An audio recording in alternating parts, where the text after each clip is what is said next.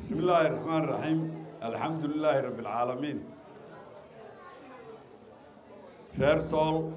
ama degmada caasimadda gobolka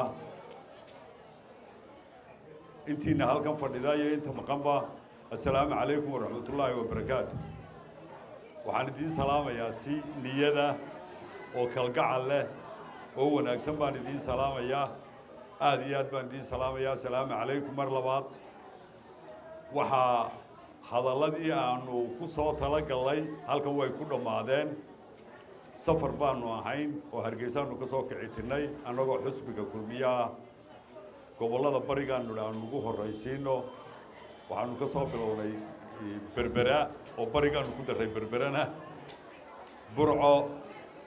caynabo shalay baanu soo marray maanta laascaanood baanu joognaa waxaanu tegi doonaa ceerigaabo intaba waanu maraynaa waxaanu u maraynaa dardaragelinta